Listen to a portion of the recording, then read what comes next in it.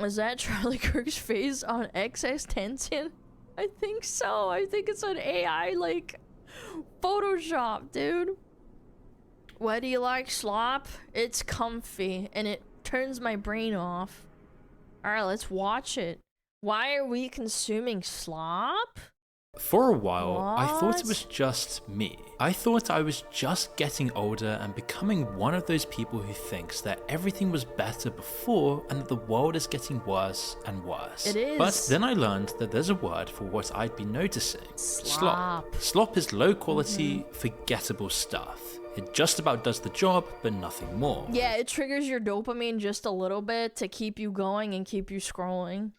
And once you start seeing it, you realize it's everywhere. The buildings going up around you, all glass and grey, designed for the short term with the most maximum profit-seeking motives possible. We talked about this with the architecture video. Do you guys remember that?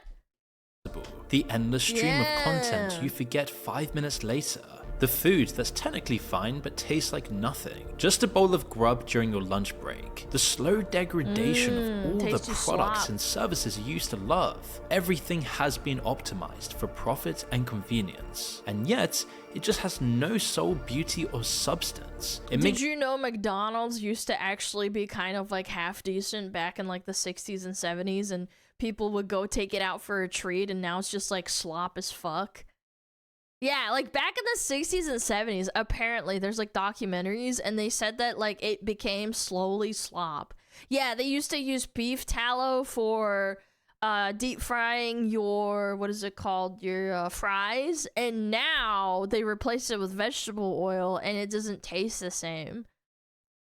Makes the entire world around you feel meaningless because we're living in a world of slop, and nobody really wants this. In fact, we all hate it. But what we don't realize is that we're actually helping to create it. Every click, every scroll, every time we choose easy over meaningful, we all play into a part of the sloppification of everything. And every single day, this process is getting exponentially worse. So where is this actually going to take us in the future? Because it's pretty clear if you look over the whole year of 2025, slop Was that Hitler? has become one of the defining words of this era. Dude, AI completely rotted our brains, man. Most people hear it, they just think of one thing. All the AI-generated you, garbage of people like Charlie Kirk or a baby laughing flooding the internet. Oh, yeah. Or even just the basic, boring videos with generic writing. Fake YouTube Kids has become extremely, like, AI slop-driven because kids don't have any critical thinking and they just consume. If you let a child consume bad content, they won't know the difference between good and bad. Whereas if you sat down back in the day and you watched a SpongeBob episode, it had effort, it had, what is it called, like substance, it had a plot. This actually unironically, like, microwaves and deep fries your kid's brain. Images and videos, spam churned out by bots. But slop is actually way more pervasive than that. It's not just AI content, it's absolutely everywhere. And we're becoming so desensitized to this already that we're not even noticing this anymore. As we've become conditioned to just accept everything around us turning to slop. And once you start seeing this, you won't be able to stop in your own life. Just take a mundane feature of everyday life that you might not expect to have been slopified. Imagine just a lamppost. In cities like London, Paris, and Vienna. Oh, this guy watched the video. That video that popped the fuck off. You know what I'm talking about? It's I don't think I've posted it on YouTube yet, but it was like a week ago. Such a good video. He talks about architecture and stuff. It's really interesting. Posts built hundreds of years ago were expected to be beautiful, ornate, and detailed. They didn't have to be, but people valued quality and beauty as well as function, so they... And at the same time, I actually made the argument and said, oh, well, this must be expensive to make. In the video, he explains that this was mass manufactured and not handmade. And I was like, oh... Great. What? Now look at modern street furniture. All mass-produced, identical, purely functional slop. This is a microcosm of the sloppification of our lives. Or look at what we're eating. Huel. meal replacements, bland protein bowls designed to just be consumed as... This might be a hot take, but because of lack of traditional roles and women going into the workforce because you need a 2-income household to sustain yourself, the amount of slop has increased so much over time because women aren't staying home to like cook, and it's really tiring to cook every day.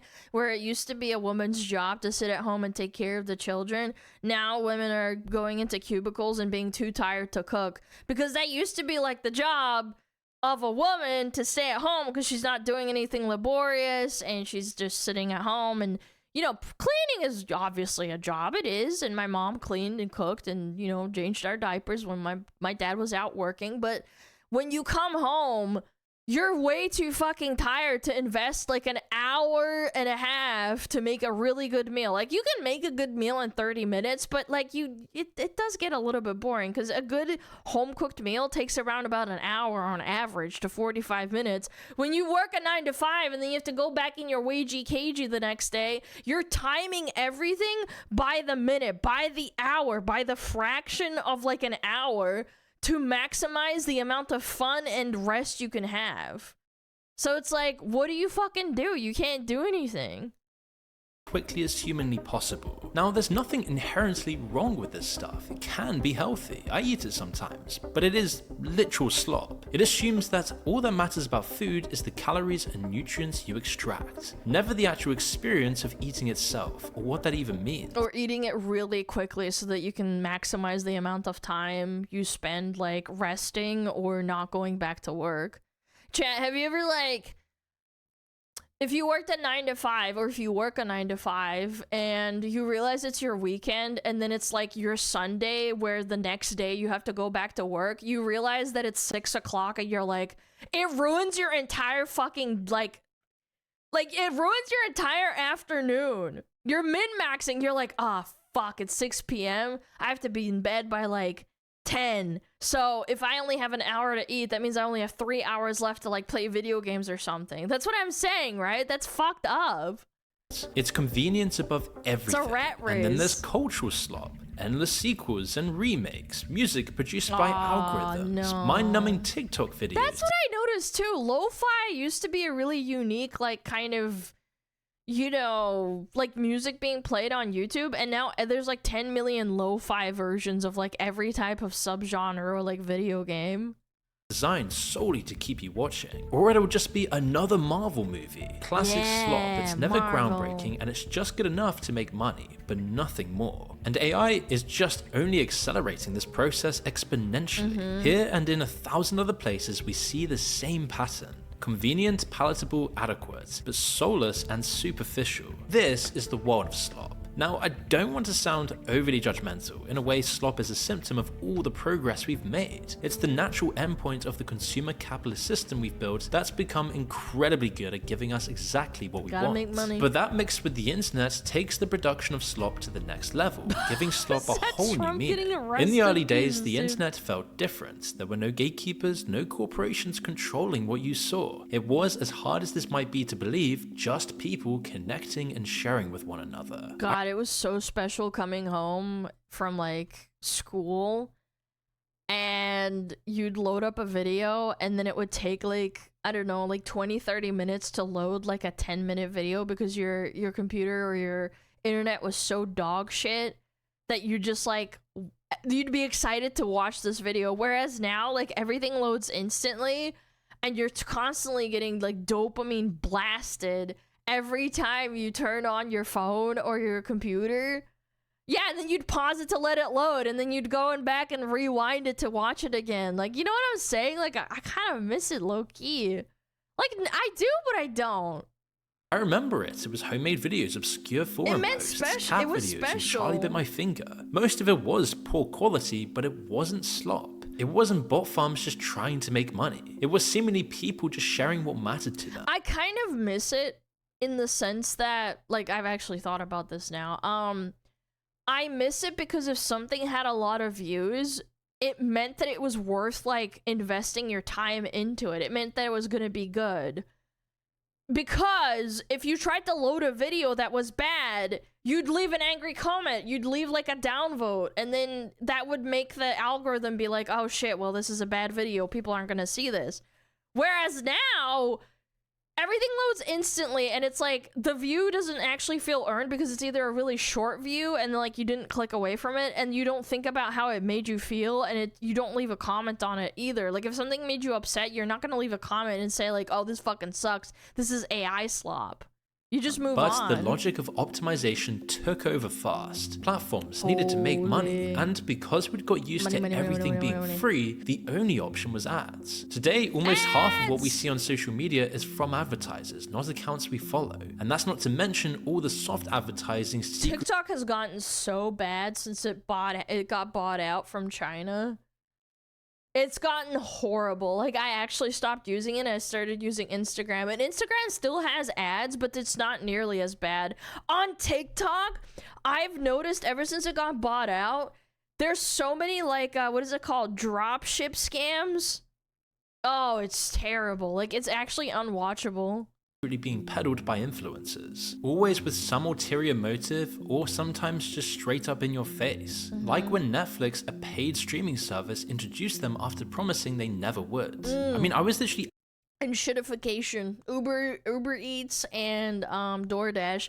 I remember when I would use occasionally like DoorDash some food back in like 2019 and 2020, it was actually like yeah, it was more expensive than like going it out and getting yourself, but it's gotten so fucking expensive. I barely use it anymore. At the dentist yesterday, DoorDash, and even the screen showing landscapes while your teeth are being worked on now has ad breaks. When you walk around places like Florida and you want to look at the beautiful sea, you'll see ads on boats. Yes, literally trying to look out to nature, and you'll see more ads. There is quite literally no escape. And that's not to say advertising is bad, but it's the way in which anything and everything in life has been monetized. Platforms don't care if content is creative. It's dun dun dun. Or meaningful. They just want it engaging enough to always keep you watching, whether it's the next Charlie Kirk meme or just an AI perfect 10 out of 10. And it's the perfect formula. We consume formulaic content, our attention span shorten, we lose the capacity for anything complex, so we create more formulaic content. Your dopamine receptors get absolutely fucking cooked. Then the slop we watch makes us into people who can only make slop, and the cycle continues exponentially, speeding up. But there's something else that makes digital content not just low quality, but uniform. Creators now have perfect knowledge of what works. Think about it, 30 years ago— You're min-maxing people's brains.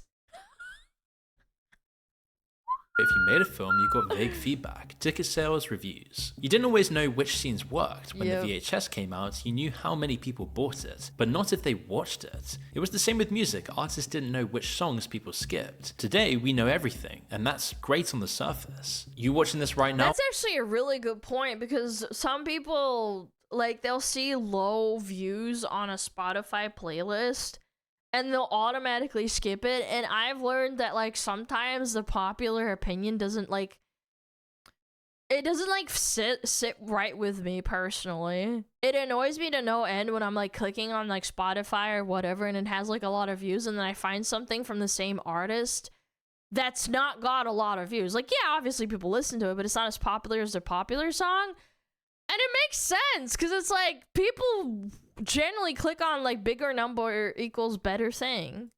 I'll know exactly how long you've been watching for. We'll know which thumbnails get clicks, where listeners skip. Creators can see precisely what the algorithm rewards. Oh, yeah, and predictably, they all started making the exact same thing. MrBeast is a perfect example of this. As he's a business— MrBeast was the first one to do it. Like, he's just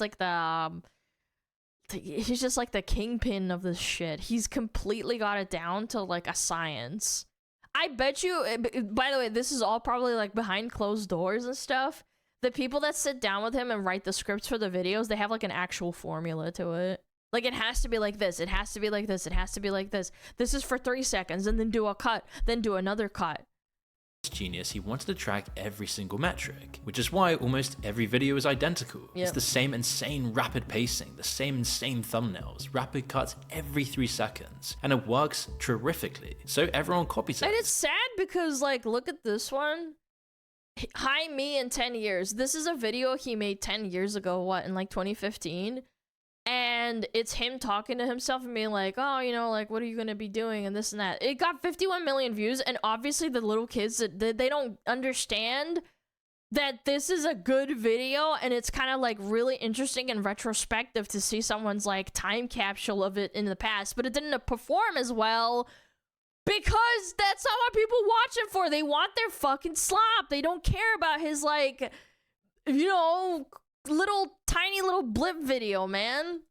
Terrifically. So everyone copies it. All the top YouTubers are trying to mimic it. Platforms reward songs that hook instantly, so artists make simple hookable music. Yeah, TikTok has ruined music too. I remember watching a video about that too, of a woman that has like a music degree, and she said that like all music sounds the same. Like there's like a couple of artists that are really, really good at making viral songs, like Baby No Money and like I forget, like there's a couple of people that are like really, really good at it because they're super catchy, and then the rest of the song they kind of don't really care about that, so that's why their songs become so TikTokable or like Instagrammable.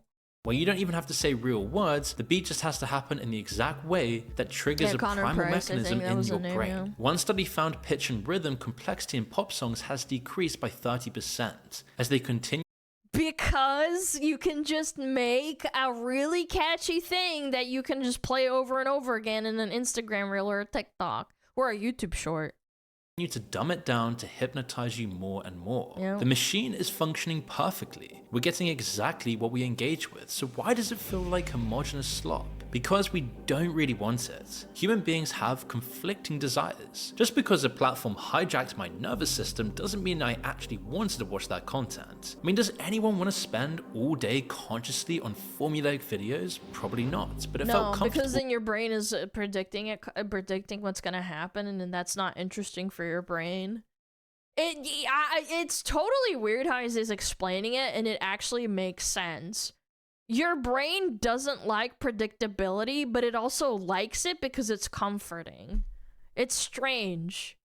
In the moment. So what's going on here? Why does optimization produce the opposite of what we want? This is Goodhart's law. When a measure becomes a target, it stops being a good measure. Engagement metrics were meant to show what's popular, but high engagement doesn't mean content is good, it just means it's optimized for engagement. When creators optimize directly for the metrics, they're not necessarily making better content, they're just gaming the system. Yeah, it's min-maxing. It's why World of Warcraft and other games like it that have been around for a long time have also been ruined because people have figured out the game, and playing suboptimally is quote-unquote griefing the game, or you're griefing the raid team or whatever. You're griefing yourself by not playing optimally, but with these people you're just basically doing it for money, so it's even more of an incentivization to like min-max the fuck out of it. Pattern optimizing for the wrong thing goes back further than you might think. Mass production did the same thing centuries ago. Yo, Rusty, thank you for the 100 clams. Merry Christmas. That's it, man. Thank you so much for the big dono, dude. That's crazy. Thank you so much. Merry Christmas to you too. Chat, say Merry Christmas right now. Henry Ford's assembly line turned production into repetition. The focus shifted from craft to volume, quality to efficiency, and you see the transformation everywhere. Exactly. Min-maxing. Hand-carved Victorian furniture became flat-packed IKEA. Intricate watches became stamped products, all identical. Goods became disposable, just good enough to work but not last. Yep. Always with planned obsolescence. Well, because you're making more money if you keep going to buy the new product. My mom, this is actually a really funny story. My parents lived in the USSR, and my mom has a German mixer that her mom gifted to her back in like the 1980s, I want to say, and it was from the German side of like the wall or whatever. And my mom got that for a gift, and it still works to this day. Like, she just cleans it and like maintains it and stuff, but it still fucking works. Isn't that insane? I can't name a single thing that I have that like is even maybe like over 10 to 15 years old. It's absolutely insane. Like, and you could probably find someone in the chat that like has the same experience of like having a object that was made like 50 years ago that maybe their parents got from their grandparents or whatever, and it's like it lasts because they put effort into it. In mind. Sometimes this was deliberate. The light bulb industry formed a What about your clothes? Like maybe one thing, like a couple of things in my closet, but most things they either get holes in them or they tear because they're not that quality.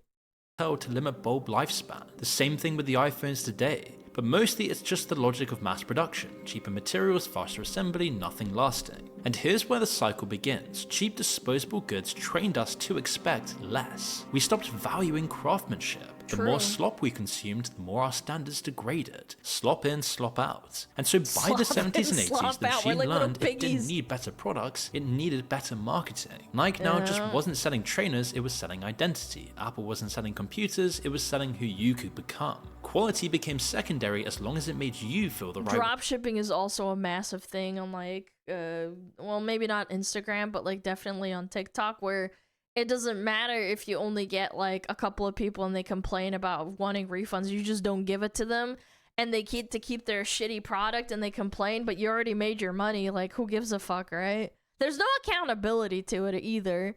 The same thing happens on Amazon. This happened to me actually. Tell me if this has happened to you, but I remember when I wanted to refund something. Oh gosh, I forget what it was. Maybe it was like a pillow, or it was like an electronic device. And I asked for a refund, and I sent it back, and I left a bad review.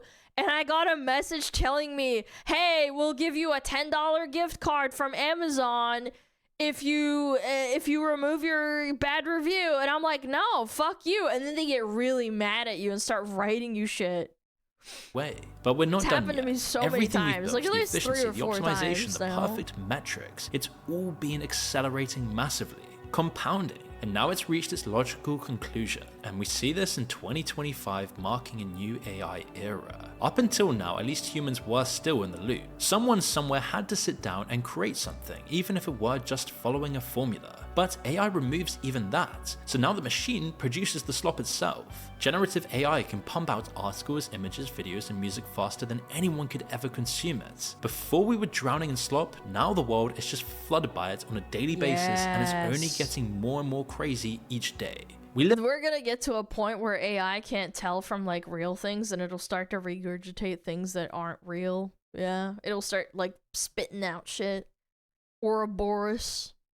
We live in this absurd world where it's algorithms all the way down to the bottom. AI algorithms produce content designed to be as engaging as possible so that other algorithms will pick it up and show it to all of us. There's literally no human in the loop anymore. We can think of this as the perfection of the slop machine.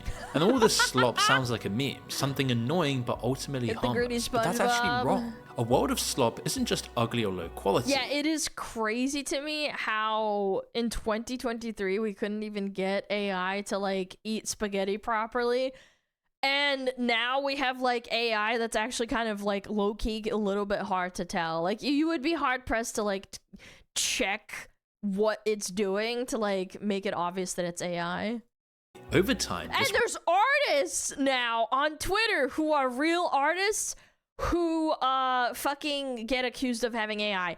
I got scammed like, I don't know, maybe like a year ago by someone who used a rather convincing like artistic painting style, and I got scammed for like $100 because I wanted something drawn.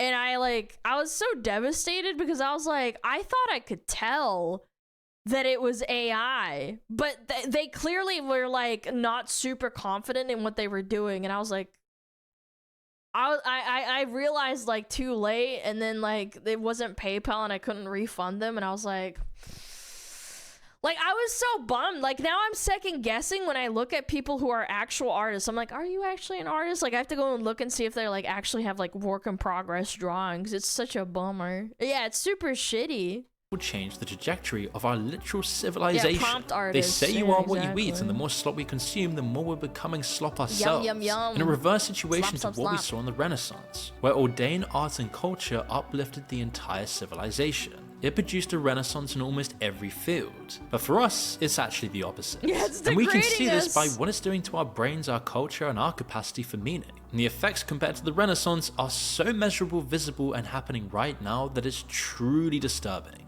One of the most striking findings from anthropology in the last century is that humans today have much smaller jaws and more crooked teeth than our ancient ancestors. This is because we're not chewing. Oh my god, I knew this like 10 years ago. I thought about being a dentist because I thought teeth were kind of neat. And I remember looking this up a long time ago, and I was like, oh yeah, it's because we're not chewing. We're just swallowing our food, which inadvertently creates digestion issues because you're not chewing enough. And it also leads to you overeating because you're like inhaling your food, essentially. And your stomach doesn't realize that it's getting fuller faster than it actually is. Because our modern diets are much softer than the diets humans ate for thousands of years. Well, that too. For a while. Damn it. Fuck, I fucking slammed it. Where was I? Here. Sorry. And more crooked teeth than our ancient I smacked ancestors. my mouse on accident. This is because our modern diets are much softer than the diets humans ate for thousands of years. We don't chew enough, so our jaws and teeth don't develop properly. We need braces and procedures to correct what should have developed naturally. Basically, our diets are too sloppy in a literal sense. And it's just the my chewing thing is also very valid, yeah. perfect metaphor for People what are eating slop way is too doing to our fast. brains. If we don't use and strengthen our And it like goes back into like min-maxing and wanting to eat as fast as possible, and it inadvertently also can create like problems in eating where you can get fat from eating like too fast because you're overstuffing your stomach and you don't realize that you're full, and then when you're done eating you're like, oh fuck, I ate too much. cognitive capabilities, they atrophy. All the slop we watch and listen to goes straight down without us needing to chew, metaphorically. It's easy on our brains, but that ease comes at a cost, as our society is becoming functionally illiterate. Reading used to be one of our most common pastimes. Now it's What? Reading books? That's gay. extremely rare. In the US, reading for pleasure has fallen by 40% in just the last 20 years. I love reading. Gosh, that's such a bummer. I don't have a Kindle. I just have books. What's a book? Reading's dumb. Yeah, I'm not one of those people that has a Kindle. I would rather prefer like having the physical book and like turning the page. I never got the appeal. If I can help it, like, yeah, I'm not adverse to like reading things on your phone, don't get me wrong, but like I much prefer to buy the book and like read it. Yes, that's literally since 2005. Wow. In the UK, more than a third of adults dude. say they've just given up reading completely for life. Well, it's expensive too, to be fair. Like getting a book is like it's kind of expensive. One study found a shocking and dispiriting drop in childhood reading, now at the lowest levels on record. The average On record. How far back does that go? American adult now reads at the level of a 7th or 8th grader. What age is a 7th grader?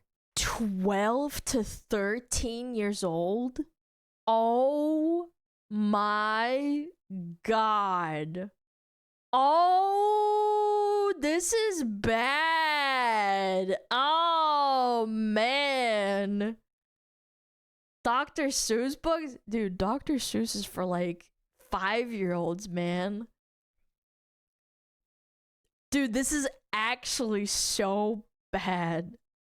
And we've mentioned similar things on the channel so many times about how America is becoming idiocracy, but it's not just America, Chat, maybe it's we should start everywhere. reading on And it's not like stream. people aren't taught how to read. People are obviously reading all To the be fair, the standard of literature has remained falling for years now. Yes, I totally agree, but I'm just saying, like, I do think it's really, really, really bad that the average American can only read at a 7th to 8th grade level. That's so terrible.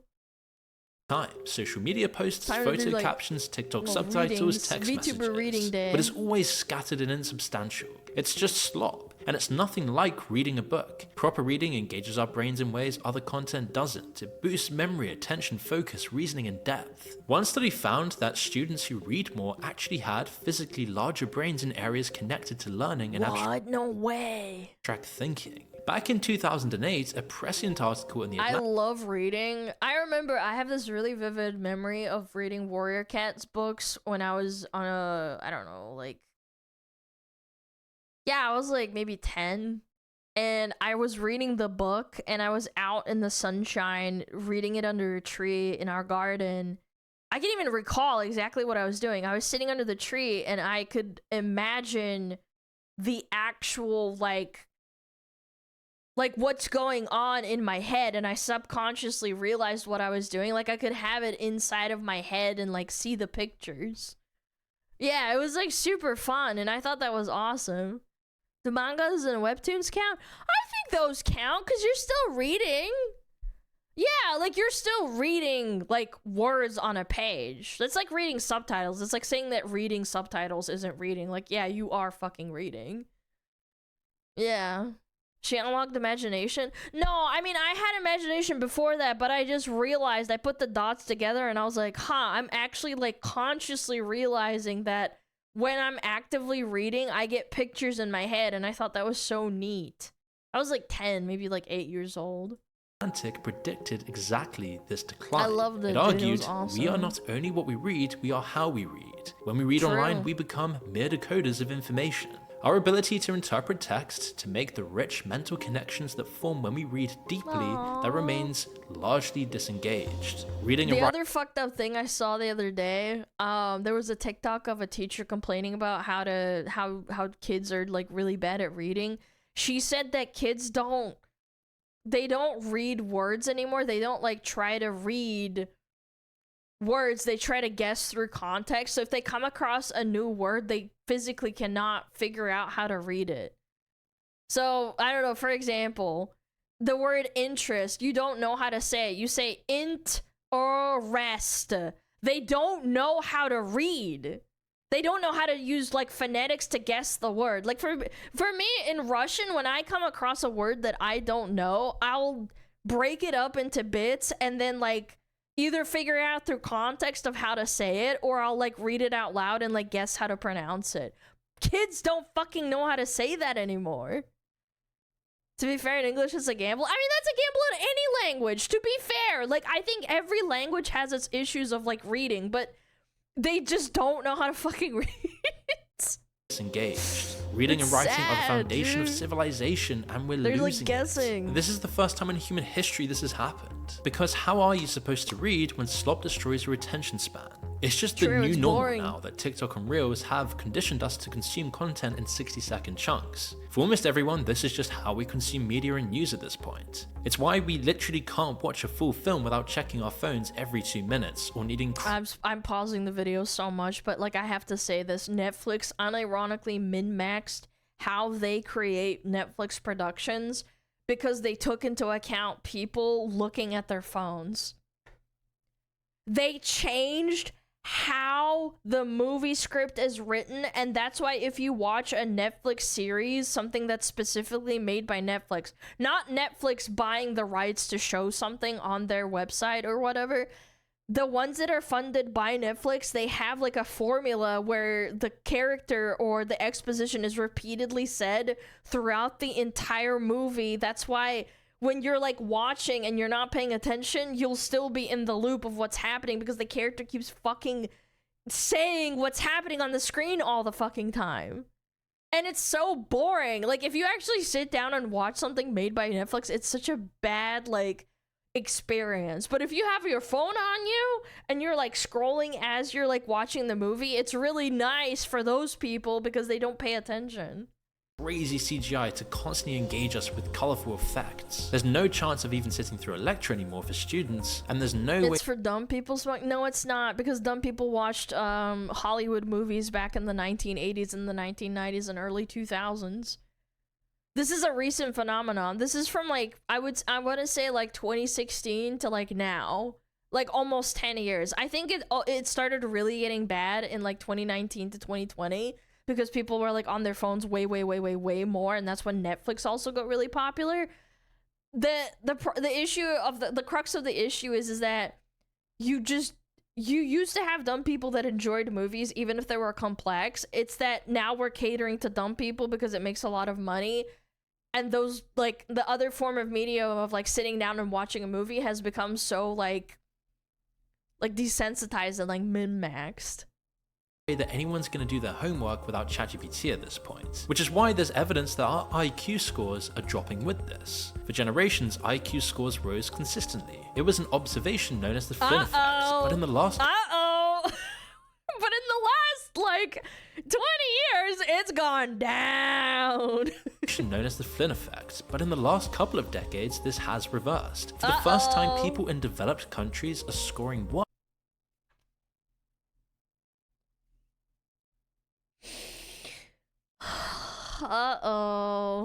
Worse than their parents. And it isn't just consuming slop that's killing our brains, producing it is too. Throughout history, technology has always replaced certain skills. GPS means nobody can read maps anymore. Calculators mean we...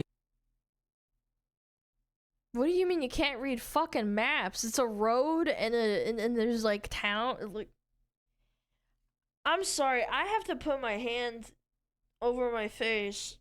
What do you mean you can't read maps? You just look at a road and then you look at north and south and east and west and then you just like use your brain. Like what? It's a picture. Like it's like a child knows how to read a map. Cartography is a dying art. What do you mean it's a dying art? You just look at the map and then you go straight, and then when you look at your compass, you like go north and south, and then you just follow where the map is. Like if the map is wrong, like obviously it's not your fault, but like, what do you mean? Never even add up numbers in our own heads. Even writing. Okay, I mean, to be fair, I'm just retarded in that regard. Like I need a calculator. I can do it, it just takes me a really long time. It's different, okay? Doing math in my head is hard. Thousands of years ago destroyed our memory in a way, as we didn't have to remember as much information. But AI has just put the accelerator on this. Yes. As GPS and calculators are narrow tools, AI is general. Writing, analysis, creativity, problem solving, it covers all cognitive processes. As AI isn't replacing a skill, it's replacing thinking itself. As well as being a useful skill, writing is also arguably one of the best ways to train your mind. Many of history's most influential writers said some version of, I don't write to communicate what I think, I write to work out what I think in the first place. When we use Ooh, that's deep. ChatGPT or whatever it is to produce AI slop, we don't get the cognitive benefits that come from actually writing. We don't even remember- you're not deconstructing what you're putting down on paper. That's what's fucked up about it. God, I'm getting interrupted by ads again. Okay, I snoozed them. What we've written. It's why students who use AI to write essays barely remember any of the material. It's why Well, I remember too when I was in school, people started pulling out their laptops or like writing notes on their phone. And there was a study done even back then that writing stuff down on your phone or on the computer doesn't have like the same connection as when you write it down physically. Like it's an actual problem. I used to write essays in cursive. Yeah, I remember you having to fucking hand in like physical essays on everything. And then like one day it changed. They were like, oh, yeah, you can submit it without being handwritten. 2025 seems to be the first year our brains just are left idling, slowly decaying. Yes. Even if our output is technically better, you just don't proofread it either. That's what blows my mind about these people that are like, oh yeah, like I use this essay to like write my college paper. And it's like, well, you didn't even proofread it. Like, what if it makes a mistake? Oh, I just don't feel like it.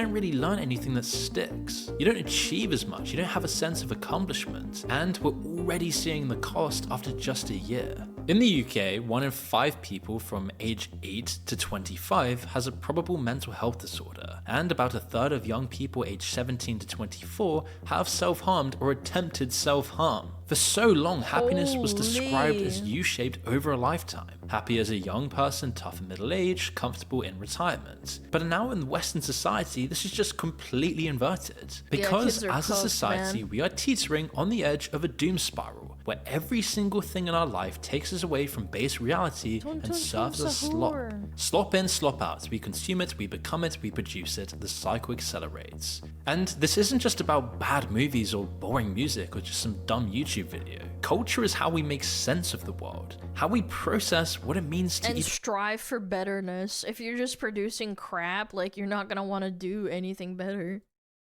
Be a human. When culture degrades, we lose our ability to understand ourselves. To create something truly groundbreaking, you need defocus, patience, the willingness to wrestle with difficult ideas and push through setbacks. It's why millions and millions of people every single year flock to Italy and Greece, trying to see the remains of a forgotten great civilization, whether it be the Greeks, the Renaissance period, so that we can feel some sense of connectedness. He censored the pee-pee, and then the censor bar just went above his pee-pee. Mood, come on! Place our culture that has just gone downhill since. Dude, it as just nothing lifted feels up new and anymore. just, We've seen it flashbanged his like cock to us. all before. We're just going round in circles, trying to experience the past. funny. I mean, honestly, just stop for a moment and think about the last time you experienced something genuinely new. A story that actually surprised you, an idea that challenged you, art that made you see the world AI editor? No, I don't think so. No, I think it's an honest mistake. It's pretty funny. Yeah, because you have to adjust it. Like, maybe he just didn't see it. Look, it takes a while. For most people, it's I genuinely don't been think years, this is AI editing, and man. you probably can't even remember it. I mean, it's almost a cliche now to point out Hollywood's addiction to sequels and remakes. We've done it plenty of times, but the scale is staggering. I mean, in just 2024, all 10 of the top grossing films worldwide were franchise entries. And they're just remaking, like, aren't they making like a Moana live action? And it's like Moana 1 came out less than 10 years ago? Like, oh my gosh. Not a single original film in the top 10. Reboots, Until 2000, it was about remakes, 25%. yeah. Since 2010, it's been around 50%. In recent years, basically 100%. Even supposedly new things rely on nostalgia. Stranger Things, mining the 80s, endless reboots and revivals. I like to think of remakes and sequels like photocopies. With each new copy, the quality degrades. You get further from the original. Quality can only decline. It's like we can't think of any new ideas anymore. Like there's some invisible barrier that's just stopping us from this. And sure, most of these films were fine. There's nothing inherently wrong with a sequel. But they're not special. Like, Jurassic Park got like so many people into dinos and shit, and I feel like I don't really hear about people getting into dinos because of the new Jurassic Park movie or whatever. It's like the old Jurassic Park had like a cultural impact. Like, now it's like kind of like, what the fuck ever. Just slop. Just good enough to get made and make money, but nothing more. Yeah, Fashion trends cycle faster than ever, but they're Avatar was always ass. I saw Avatar in movies and I thought it was like slop back then, even though I didn't understand what the concept of slop was when I was a kid. Yeah, when did it come out? Like 2009? I was like, I mean, it was okay. Like, it was kind of neat, but it was just kind of like, what the fuck ever. The story was bad. Like, the script writing was just like, whatever. The 3D effects were kind of interesting. The CGI was kind of like, whatever. Yeah, it was just like meh. It was like a 5 or a 6. I never got the hype behind it. These revivals, 2000s, 90s, 80s. Architecture, the same Bauhaus copy and paste apartment blocks in every city, especially in the US. Almost every city just looks identical. Endless strip malls of Chipotle, Starbucks, and McDonald's. Video games, endless sequels, franchises. You can say that about McDonald's too. Every McDonald's used to have like uniqueness to it, and now it's all just the same corporatized slop that looks the same. You walk into like your local McDonald's, and then you go to the airport McDonald's. Well, actually, no, the airport McDonald's probably looks a little bit different, but if you go to the city like an hour away, it's gonna look exactly the same. Whereas like if you went to a McDonald's back like, I don't know, in the early 2000s or like in the late 2000s, it would look different. It did. Remasters. Maybe you just put on a show that you've already seen because choosing something new just feels like too much work at this point. I mean, I feel this myself. My brain is becoming so fried from slop that even the possibility of something challenging is now starting to feel more exhausting than it would have. Distracted, fragmented minds can't produce anything genuinely novel. There's no deep culture without deep thinking. And the terrifying part is that we might lose the ability to even recognize quality when we see it. If something brilliant and original came along, we wouldn't know what to do with it. We'd be stuck forever in a world of slop, unable to escape even if we wanted to. But the worst part isn't what slop does to our brains or our culture. It's what it does to our souls, collectively. We're like consuming slop because it's easy. We're like producing because it's easy. But here's the thing, ease isn't the same as good. People don't find meaning in comfort. They find it in challenge and struggle. You don't get a degree just to have a piece of paper, you do it to become someone who knows something. Or you get a degree and it just becomes a paperweight because nobody's gonna hire you anyway. Build something for the end product alone. You do it for the satisfaction, the growth, the proof that you can. Slop strips that all the way. Yep. Relationships are meaningful because they're difficult. They require effort, compromise, vulnerability. But I do think that, like, with anime studios, for example, people don't, like, want to wait for an anime studio to produce something amazing. They want it immediately. And for example, Mappa, the famous studio that's done a lot of insane work, they've been under a lot of pressure to keep churning out more and more. And it's either they sacrifice quality, they sacrifice people's mental health, or they have to, like, you know, take a really long time to make something because they have so much, like, stuff on their plate. Yeah, One Punch Man got absolutely destroyed because of that. I'm starting to genuinely believe that virtual boyfriends and girlfriends will actually become ubiquitous in the coming years. And there we'll see the sloppification of relationships away from dating platforms into literal AI bots. A simulated partner with all the friction removed. It'll feel good momentarily, maybe briefly scratch the itch of loneliness to connect with someone. But ultimately, it will just hollow you out. Oh my god. Always feel like something That's true is a real missing. movie, by the way. We need friction to grow. I'm sure you've experienced this. I definitely have. Using AI to get work done, being productive, but feeling completely empty at the end of it, like you haven't really achieved anything, or spending hours scrolling TikTok, feeling fine in the moment, but completely hollow afterwards. Yeah. Slop is like a drug. It makes the mundane bearable for a brief moment. Well, it's quite literally heroin for your brain. It makes an otherwise boring life just feel interesting, but it does nothing for you long term. It just keeps you numb, it fries your fucking brain, engineered to keep you stimulated and engaged, but never actually satisfy you. Even on YouTube, we can just see how the top creators are changing. From people like PewDiePie, where it was genuinely authentic, to the slop we have today.